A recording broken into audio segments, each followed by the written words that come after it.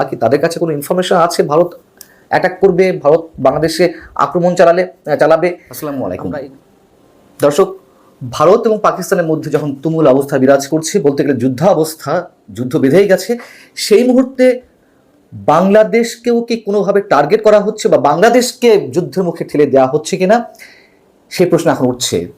কারণ হচ্ছে ভারত পাকিস্তানের এই উত্তেজনার মধ্যে একদিকে ভারত থেকে বাংলাদেশি বলে বিভিন্ন জনকে পুশিং করা হচ্ছে বাংলাদেশের মধ্যে, অন্যদিকে আবার সরকারের কোনো কোনো উপদেষ্টা বা সাবেক ছাত্র সমন্বয়কদের কেউ দেশের সার্বভৌমত্বের জন্য সবাইকে ঐক্যবদ্ধ থাকার কথা উচ্চারণ করছেন।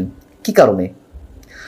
পুশিংয়ের কথা যদি বলি, সেটি হচ্ছে যে জাতীয় নিরাপত্তা উপদেষ্টা ডক্টর খলিলুর রহমান, তিনি আমাদের পররাষ্ট্র উপদেষ্টার সঙ্গে রুদ্ধদ্বার বৈঠক করেছেন। এই বৈঠকের পরে সাংবাদিকদের মুখোমুখি হয়ে তিনি যেটি বলেছেন যে ভারত থেকে জোর করে মানুষ প্রবেশ করানোর খবর আমরা পাচ্ছি, দেশের নাগরিক হলে আনুষ্ঠানিক প্রক্রিয়ায় তা জানাতে হবে, এ ধরনের ঘটনা গ্রহণযোগ্য নয়। নয়াদিল্লির কাছে বিষয়টি ব্যাখ্যা চাওয়া হয়েছে। বাংলাদেশ ভারত সীমান্তে জোরপূর্বক প্রবেশের বিষয়টি দিল্লির নোটিশে আনা হয়েছে। তাদের বলা হয়েছে কোনো বাংলাদেশি নাগরিক হলে আনুষ্ঠানিক প্রক্রিয়ায় তাদের পাঠানো যেত। ডক্টর খলিলুর রহমানের অন্তত এই মন্তব্যটি আমরা সমর্থন করতে চাই। অবশ্যই তিনি ফর্মাল কথা বলেছেন এবং তিনি বলছেন যে প্রতিটি পুশিংয়ের ব্যাপারে বাংলাদেশ আলাদাভাবে যাচাই করছে। ভারত পাকিস্তান উত্তেজনার মধ্যেই কুড়িগ্রাম ও খাগড়াছড়ি সীমান্ত দিয়ে 24 ঘন্টায় শতাধিক মানুষকে পুশিং করা হয়েছে এবং এই তথ্য তিনি পেয়েছেন বিজেপির মাধ্যমে। কুড়িগ্রাম সীমান্ত থেকেই বিজেপি জানাচ্ছে যে 30 জনকে একদিনেই পুশিং করার চেষ্টা করা হয়েছে, তাদেরকে আটক করা হয়েছে এবং বিএসএফ সদস্যরা তাদেরকে বুধবার ভোরে ভারত থেকে বাংলাদেশে পাঠিয়েছে। এই সব খবরের ভিত্তিতে ডক্টর খলিলুর রহমান যেটি তার কনক্লুশনে বলছেন যে আমাদের সিদ্ধান্ত স্পষ্ট, যদি প্রমাণ হয় যে তারা বাংলাদেশের নাগরিক, আমাদের গ্রহণ করতে আপত্তি নেই, কিন্তু যে প্রক্রিয়ায় পাঠাচ্ছে সেটি সঠিক কোনো পদ্ধতি নয়। এই অবস্থা ভারত যেহেতু করছে, নিশ্চয়ই আমরা মনে করতে পারি ভারতের উস্কানি নানানভাবে থাকতে পারে। আর এ কথা তো সত্য, আরও আগে থেকেই বলে আসছি, ভারত নানান ধরনের পদক্ষেপ নেবে বর্তমান সরকারকে নাজেহাল করতে, এবং ভারতের এই যে উস্কানি, সেই উস্কানিতে আরও ঘি ঢেলে দেওয়া হচ্ছে কিনা আমাদের সরকারের কোনো দায়িত্বশীল জায়গা থেকে অথবা সাবেক ছাত্র সমন্বয়কদের পক্ষ থেকে, সে বিষয়ে আমরা এর আগে আপনাদের সামনে আলোচনা করেছি এবং এ কথা তো স্পষ্ট যে এখান থেকেও নানান ধরনের উস্কানি দেওয়া হচ্ছে। এদিকে নতুন করে যে রাতে ভারত পাকিস্তানের উপর হামলা চালালো, তার পরদিনই অর্থাৎ বুধবারই সরকারের দায়িত্বশীল একজন ব্যক্তি, উপদেষ্টা আসিফ মাহমুদ সজীব ভুঁইয়া, তিনি ফেসবুকে কি লিখলেন যে সার্বভৌমত্ব রক্ষায় প্রয়োজন শক্তিশালী জাতীয় ঐক্য ও সংহতি। একই সাথে জাতীয় নাগরিক কমিটির অন্যতম শীর্ষ নেতা হাসনাত আবদুল্লাহ, তিনিও সামাজিক যোগাযোগ মাধ্যমে সরব হলেন, তিনি ঐক্যের বার্তা দিলেন। একইভাবে তিনিও মন্তব্য করলেন যে সার্বভৌমত্বের জন্য আমাদের সবাইকে ঐক্যবদ্ধ থাকতে হবে। কাকতালীয়ভাবে একই দিনে জাতীয় নাগরিক কমিটির এনসিপির আর এক শীর্ষ নেতা, প্রভাবশালী নেতা সার্জিস আলম, তিনিও একইভাবে সামাজিক যোগাযোগ মাধ্যম ফেসবুকে পোস্ট করেছেন জাতীয় ঐক্যের আহ্বান জানিয়ে সার্বভৌমত্ব রক্ষায়। তিনি কি লিখছেন? তিনি বলছেন যে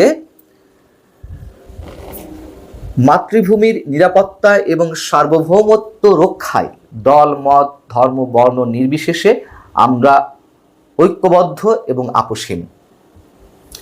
এই কথাগুলো একযোগে তাদের সবার এইভাবে উচ্চারণের কারণটি কি? বিশেষ কিছু ঘটতে যাচ্ছে যে আশঙ্কাগুলো আমরা নানান পর্যায় থেকে গুঞ্জন আকারে শুনছি বা বিভিন্ন জনের বিভিন্ন বক্তব্যে আমাদের মধ্যে আতঙ্ক তৈরি হচ্ছে, আশঙ্কা তৈরি হচ্ছে। এর আগে যদিও তাদের অনেকেই, যাদের নামগুলো বললাম তাদের অনেকেই, তার বাইরেও আমি যে তথ্য উপদেষ্টা বর্তমান মাহফুজ আলম, তার কথাও যদি বলি, সরাসরি তো বলেছেন যে 7 সিস্টার দখল করতে হবে। ভারতের মধ্য থেকে যেমন এই ধরনের উস্কানিমূলক বক্তব্য নানান পর্যায় থেকে দেওয়া হচ্ছে দায়িত্বশীল জায়গা থেকে, আমরা সেগুলো প্রতিবাদ করছি। আবার আমাদের এখান থেকেও যারা এই ধরনের কথাবার্তা বলছেন, আমরা সেগুলোর প্রতিবাদ করছি। মানুষ আতঙ্কিত হচ্ছেন, আশঙ্কায় উদ্বিগ্ন হচ্ছেন।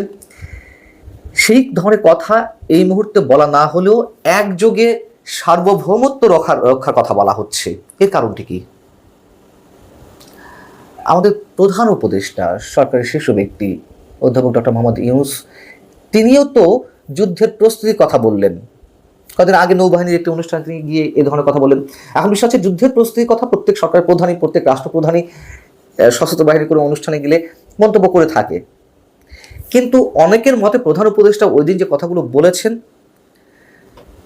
সরাসরি তো যেটাকে লিঙ্ক করে বললেন যে ঘুম থেকে উঠেই মনে হয় এই বুঝি ভারত পাকিস্তান যুদ্ধ শুরু হয়ে যায় অবস্থা, অতএব আমাদেরকেও যুদ্ধের প্রস্তুতি নিতে হবে।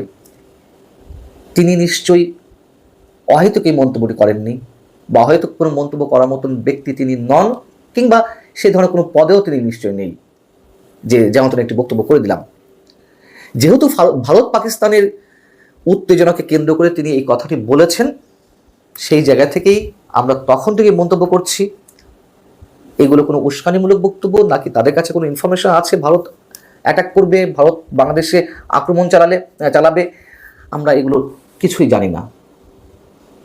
তবে আমরা আশঙ্কা করতে পারি, আমরা আতঙ্কে উদ্বিগ্ন হতে পারি। আমাদের দায়িত্বশীল জায়গা থেকে আরো অনেকেই এ ধরনের মন্তব্য করে যাচ্ছেন এবং অনেকে বলেন যে একটা যুদ্ধের প্রয়োজন আছে বাংলাদেশে এই মুহূর্তে অনেকের জন্য, যার যার স্বার্থের জায়গা থেকে এই যুদ্ধটা খুব প্রয়োজন, যার বলতে বিশেষ একটি গোষ্ঠীর। আমরা জানি না সেই দিকে ভারত নিয়ে যাচ্ছে নাকি আমরা ভারতকে আমন্ত্রণ জানাচ্ছি বাংলাদেশকে আক্রমণের জন্য। এগুলো হিসেব করলে অনেক কিছুই মিলে যায়। বাংলাদেশের সামনে আসলেই কোনো ভয়ঙ্কর দিন অপেক্ষা করছে কিনা সেটি ভেবে প্রতিটি মানুষ উদ্বিগ্ন। আমরা অপেক্ষায় রইলাম, নিশ্চয়ই ভয়ঙ্কর কোনো কিছুর জন্য নয়। আমাদের সবার শুভবুদ্ধির উদয় হোক, আমরা শুধু সেটুকুই প্রার্থনা করতে পারি, সেটুকুই আশা করতে পারি। আল্লাহ হাফিজ। ভালো